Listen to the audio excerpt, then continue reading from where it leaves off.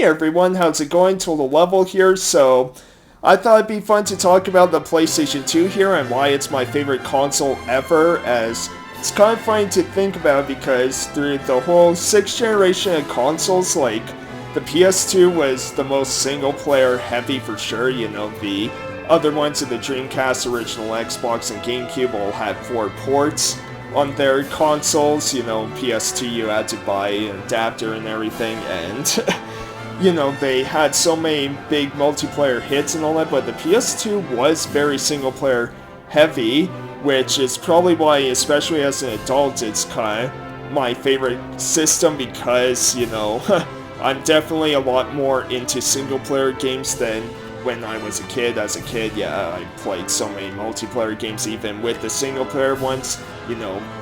All these systems were shared in our households. Like, I got a GameCube for my birthday, so yeah, that was shared. Also, right, when you're in a household with, like, siblings and all that, you have to learn to share. Plus, my mom plays video games too, right? So, but, yeah, so that's part of it, and then, of course, JRPGs. I love JRPGs to death.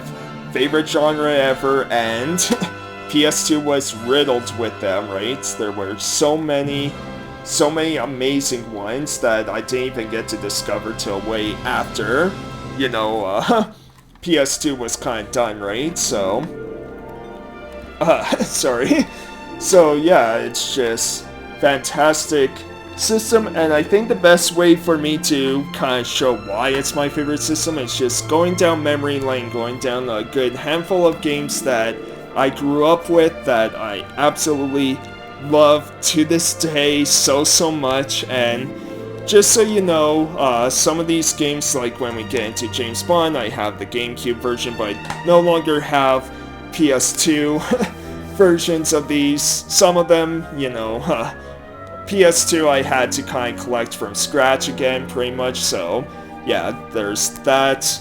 But I'll be using PS2 emulators for all these ones, including, like, just the ones I have on PS2, and also if I have it on, like, PS4, PS5 kind of digitally, then I'll be using those versions of certain games, as it's just easier for me this way, especially using emulators, like, it's all on my computer. I don't have to kind of just,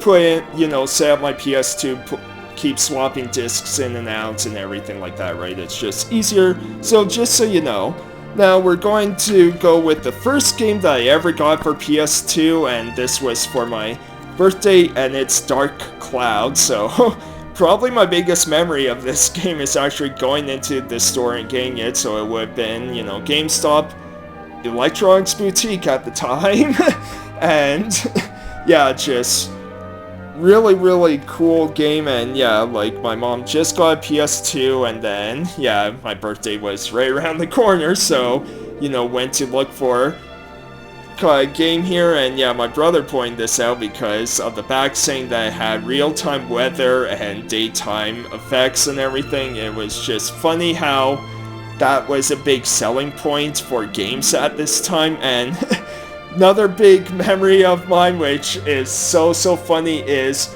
because we didn't know about, like, PS2 memory cards or anything. We thought, okay, we could just use a PS1 memory card. So at first I couldn't even save on this game. It took us about a week before we could go back to the store to buy an actual memory card. So yeah, I thought that was really funny. So yeah, Dark Cloud I love to this day. It's kind of, still one of my favorites. Definitely very nostalgic heavy because, Dark Cloud 2 did improve a lot of things with it, but yeah, I love the first Dark Cloud.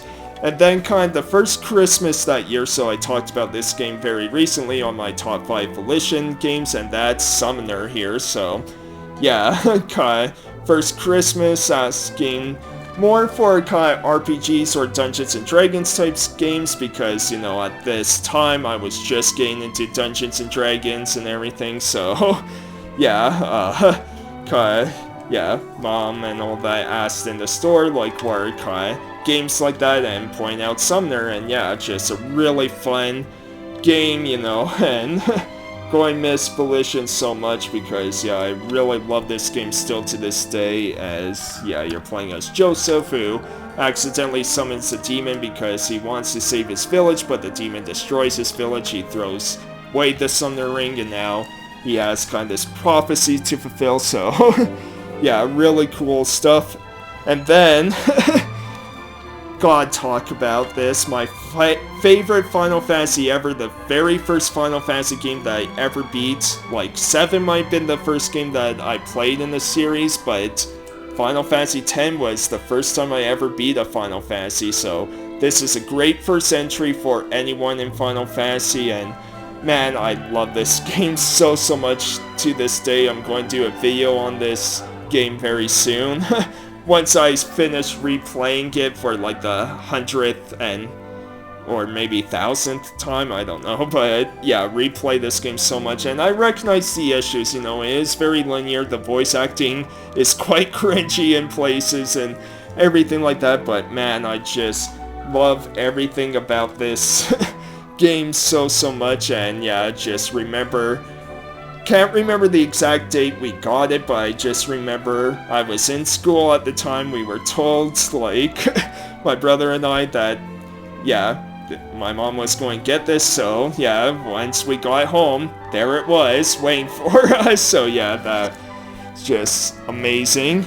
And then, speaking of Final Fantasy, one of the craziest crossovers ever, but one of the best, Kingdom Hearts. So, yeah, I wish I had my original copy, unfortunately I don't anymore, but yeah, just fantastic game. I love this game so much. Actually, earlier this year, I beat this game on the hardest difficulty for the very first time, and yeah, just fantastic, you know, crossover of Disney and Final Fantasy, and remember asking for this for Christmas, and got, I believe, Christmas 2002, and yeah, I just remember, like, family was just like, okay, that just sounds stupid, and then I think, especially my mom, like, she probably likes Kingdom Hearts even more than I do, right? So it's just kind of funny how that works. Then, yeah, I think I'll get all the JRPGs out of the way because these are kind of the big ones I grew up with or got sort of later on, because this next one I didn't, you know, I played at a friend's house and then bought quite a bit later after the PS2's, you know, life cycle when, you know, probably when we were into PS3 and all that, and that's Dragon Quest VIII Journey of the Cursed King. So love this game. That, you know, I badly wanted this game when it first came out, and so yeah, like, when I eventually got my own PS2, which that would have been quite late too, because I believe my first PS2 would have been like 2006, 2007, something like that, and this was one of the first games I got, because yeah, I just loved it, you know. I played it at a friend's house, loved it, and yeah, it's just one of the best, you know, traditional JRPGs ever made, and yeah, can't get enough, and it's a big reason why I just fell in love with the PS2.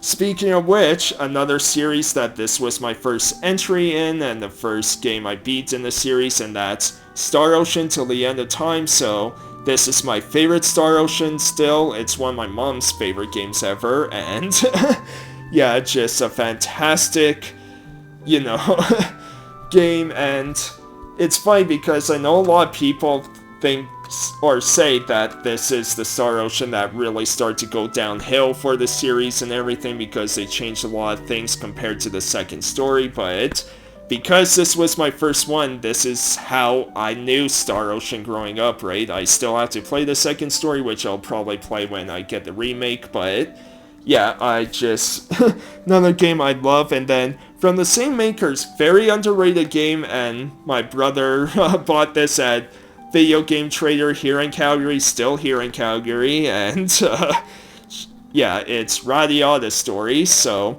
very underrated game, very hilarious. Like, there's a lot of hilarious scenes in this game as you're playing as Jack Russell, who gets accepted into the Knights, not because he's good, but only because of his father's name, because he loses to a girl named Ridley, and yeah, just really cool game. You get to recruit like 170, 180 different people. Like, obviously not in one playthrough, you're limited to your party members, but you know, that's how many party members are kind of available at a time, because yeah, you kind of become leader, right? So you get to recruit people later on, and yeah, just a really cool game. Very, very underrated. I love it.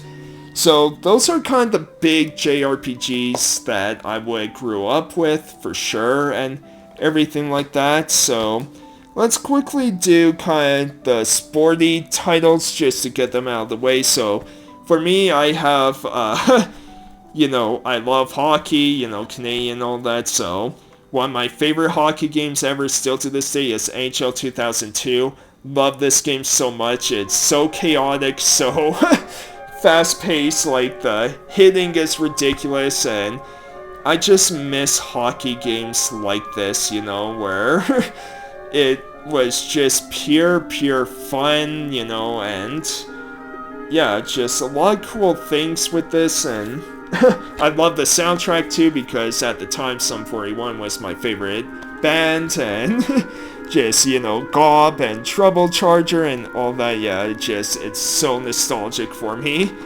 And then kind of Tony Hawk games, obviously. So the big one for PS2 that I actually grew up with, it's the only Tony Hawk game I got on PS2. You know, the ones later on I got the other ones, but it's Tony Hawk's Underground, which yeah, I have. This is the Xbox One. I also have it on GameCube. I don't have it on PS2, funny enough, but yeah, fantastic game. I love this game so much. I replay it a lot. It's just a nice pick up and play game that, yeah, I absolutely love so much. And then, I only have the disc of this, so yeah, kind of just generic cover from Power Up Gaming, but another kind of Tony Hawk type game using the engine or whatever, and that's Sean Palmer's Pro Snowboarder, so really enjoyed this game, as I'll show kind of, yeah, the disc, but yeah, like, it's another game I play a lot. I just have a lot of great memories with that game, and you know, just really fun, you know, like, it's just pure fun. And then, if we're talking PS2, we have to talk about the 3 Grand Theft Auto games here. Because, yeah, these are the ones I grew up with. I didn't have any the Liberty or Vice City stories or anything like that, but, yeah, just really fun open world sandbox games, you know. Getting Grand Theft Auto 3 for Christmas was hilarious because it was addressed to both me and my brother, even though we were both too young for these games, especially me, but yeah, like, it was just funny that that was addressed to both of us, and yeah, just, it's funny to think how those games are so tame now compared to games these days, right? But yeah, it's just, yeah, awesome games, and really cool that I got to play them early on. And then, yeah, the 2 James Bond games I grew up with were Agent Under Fire and Nightfire, so I love Agent Under Fire probably a bit more than most people, because the story for me with getting that game is it was the first time I learned how to save money, right? Because most games I would only get for birthday or Christmas, right? Sometimes, maybe Easter or whatever, but that was kind of it. The rest of the games we had to rent, right? And so Agent Under Fire, I really wanted. I love, you know, James Bond growing up as a kid, so, you know, I'm one of the few people who loves Pierce Brosnan as James Bond, my favorite, but, so I kind of learned to save money, so I kept saving my allowance. We went to Radio Shack, and that was my first purchase of actually saving money and buying it, so a lot of great memories with that. And then Nightfire is just, yeah, one of the best James Bond games ever. Everything or Nothing I got much later and everything, but yeah, that's another fantastic game, but that's why it's not shown here, because I didn't grow up with it. And speaking of kind of big games I didn't grow up with, so kind of the best Spider-Man games from like the 6th generation are Spider-Man 2 and Ultimate Spider-Man, right? But the big one I grew up with, which originally had on PS2 and now have on GameCube, is the first Spider-Man, kind of based on the movie, and I still love this game so much. Again, a lot of it is nostalgia, like, yeah, you can't really exactly travel New York, you can't go on the ground or anything like that. It's just kind of level based and everything like that, quite short, but man, I just I love playing this game so much still, and a lot of it still, and the web swinging is, very generic, right, because he's like putting threads up into the sky where there's nothing to grab onto, right? So, yeah, you don't have the web slinging like you had in other, next games after that, but still, I just love that game so much. And then kind of final one that I really grew up with, again, have this on GameCube now, used to have it on PS2 where I originally got it, and that's PacMan World 2, so funny story with this game is, at first I couldn't even play it on PS2 because our PS2 was starting to, give out and all that, so we had to get a new one. But yeah, I got the game for Easter, so at first couldn't play it because, yeah, it just wouldn't work on the PS2, so eventually, yeah, we had to get a new one, and then, yeah, I got to play it then. But yeah, I love PacMan World 2. It is a fantastic platformer, and it could have been easy to just make a very generic one, but yeah, they did a great job of just, with the music, with the level design, it's just a pure fun platformer to play and get all these cool arcade unlockables too. And so that's it for kind of my PS2 memory lane there, but yeah, later on, I got to eventually collected more games down the road and played a lot, some games I played at friends' houses first before I got them for myself, like Psyops and things like that, but yeah, love this system, and yeah, eventually got the Shadow Hearts games. With Shadow Hearts Covenant is still one of the greatest JRPGs out there, but again, I didn't really grow up with it, so I didn't want to put in this video. Same with Xenosaga 1 through 3, though I only beat the first game still. I still have to beat 2 and 3, which hopefully we get an HD remaster, like the rumors are out there for it, and then yeah, Wild Arms 3, 4, 5, like, didn't play till much later, right? Like, 4 and 5, like, because 3 I know I got originally, like, digitally on PS4, and then, yeah, 4 and 5 were, I think, since 2021 or something, because they were part of my first ever pickups video that I did on my channel, so, yeah. But those are my kind of biggest PS2 memories, why these games are still among my favorite PS2 games ever, some of my favorite games ever, not just PS2, and yeah, so let me know in the comments what are your favorite PlayStation 2 memories, what games did you grow up with, things like that. I hope you all really enjoyed this video, and yeah, I'm going to be doing other videos on other consoles too, because I really want to talk about my memories with a lot of these consoles I grew up with and everything like that. So yeah, again, let me know in the comments your PlayStation 2 memories, and I'll see you next time, everyone. Have a great rest of your day. Hey everyone, hope you enjoyed the video. If you did, be sure to leave a like, a comment, and subscribe if you want to see more, or if you just want to see any of my skits and then nothing else and leave the video, that's fine too. Thanks everyone, take care.